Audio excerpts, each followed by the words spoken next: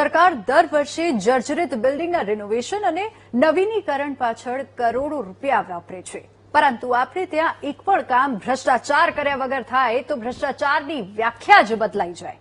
વાત મહુવાની જનરલ હોસ્પિટલની છે, જેના રિનોવેશનનું 1 વર્ષ પૂરું થઈ ગયું છે. ત્યાં ભ્રષ્ટાચારના પોપડા તૂટી પડ્યા. કરોડો રૂપિયા ભ્રષ્ટાચારમાં કેવી રીતે ખપાઈ ગયા, આવું જોઈએ.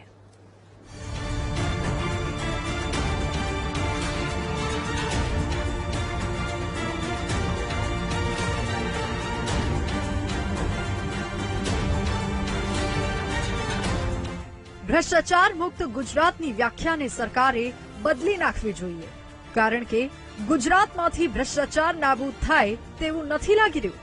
ભ્રષ્ટાચારના બોલતા પુરાવા તમારી સામે છે. દ્રશ્યો મહુવાની જનરલ હોસ્પિટલના છે, જ્યાં અચાનક જ દર્દીઓના બેડ પર દિવાલમાં લગાવેલી ટાઇલ્સ ઉખડીને પડી. જો કે સદનસીબની વાત એ છે કે દર્દીઓ બેડ પર નહોતા, નહીતર મોટી દુર્ઘટના ઘટી હોત, કારણ કે આ વોર્ડ બાળકો માટેનું છે. મારા બાબાને મહુવા હોસ્પિટલમાં દાખલ કરેલા છે. મારા બાબાને બહાર ખવડાવવા લાવ્યો, ત્યારબાદ અમારા ફાટલા ઉપર લાદી પડી. અમારા સદનસીબ કે અમારો બાબો બચી ગયો. હોસ્પિટલનું બિલ્ડિંગ 80 વર્ષ જૂનું. 2024માં 1 કરોડ 40 લાખના ખર્ચે થયું રિનોવેશન. સુરતની ધર્મનંદન એજન્સીએ કર્યું હતું રિનોવેશન. હવે તમે જ વિચાર કરો કે જે બિલ્ડિંગનું 1.5 થી 2 વર્ષ પહેલા રિનોવેશન કરોડોના ખર્ચે થયું છે, તે જ બિલ્ડિંગમાં ટાઇલ્સો ઉખડવા લાગી, તે પણ આટલા ઓછા સમયમાં. આ મુદ્દે મેડિકલ ઓફિસર જોડે જ્યારે વાત કરી તો સાંભળો તે શું કહે છે.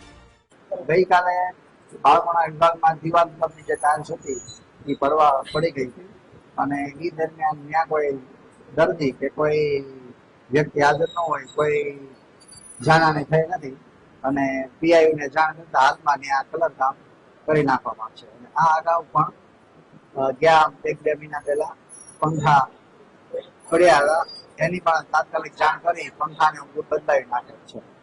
અધિકારીને એટલી ખબર છે કે ટાઇલ્સ ઉખડી ગઈ અને કોણે રિનોવેશન કર્યું, પરંતુ આ મુદ્દે કોઈ ફરિયાદ કરી કે નહીં તેની કોઈ ખબર નથી.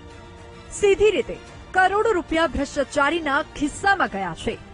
તેવામાં આશા રાખીએ કે કોઈ સચોટ તપાસ થશે. Hiren Chauhan, VTV news, Bhavnagar.